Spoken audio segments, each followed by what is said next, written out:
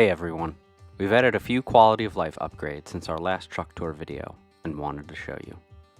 If you haven't seen that video, we'll link it above, in the description, and at the very end. We promise there's no techno porn music in the background this time. This is Magellan, And this is Greyhound, where we make videos about epic road trips, kayaking, hiking, and other outdoor adventures.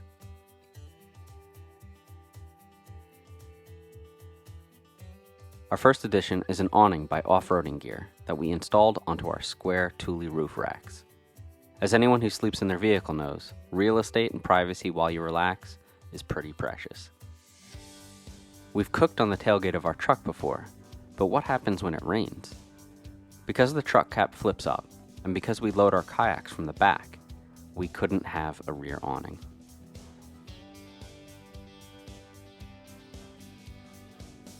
What's nice about this one is that it has an extra back flap with poles for support, which is great because rain doesn't exactly come down straight. This thing was clutch during a real nasty rainstorm off of the Blue Ridge Parkway.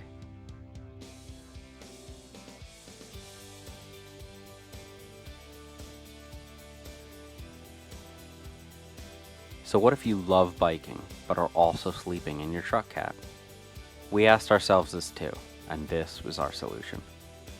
A Yakima backswing hitch extension and a Swagman Chinook bike rack. Not gonna lie, this was not cheap, but we love biking everywhere, and this allowed us to keep our bikes far enough away from the truck cap opening and the tailgate. Whereas with a typical bike rack, we wouldn't be able to open either. We needed a platform-style bike rack because Greyhound has a cruiser bike. Here you can see us making lunch on the tailgate at Klingman's Dome in the Great Smoky Mountains, and the bikes are swung to the side. The cool thing about this rack setup is that there are key locks for both the hitch and the bike rack itself. We also lock the bikes to the rack with our own kryptonite locks.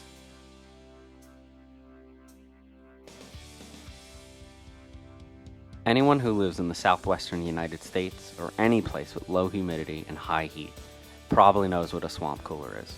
For those who don't, it's a makeshift cooler with a fan that utilizes evaporative cooling to lower the temperature. I won't bore you with the science, but this really only works in non-humid areas, so this is pretty useless in coastal Georgia during the summer. Otherwise, this is just a cheap cooler that I bought for $10, put a 200 CFM computer fan into, and it's just the right size to have in the back of the truck cap and cool off. People who go to Burning Man know what I'm talking about. I opted for a small one because it's only meant as temporary relief when sleeping, and can be run on a block battery or a larger battery unit with a USB.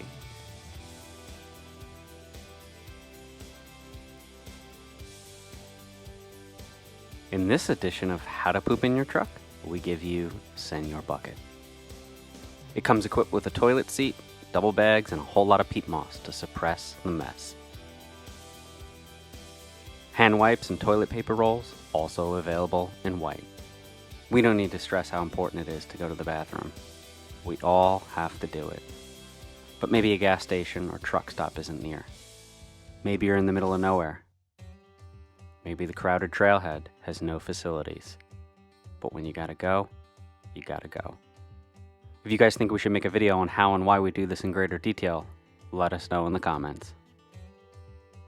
What else have you added to your setups to make life better on the road? We've linked the stuff we mentioned in the description that we use, but feel free to explore your own options for your own situation.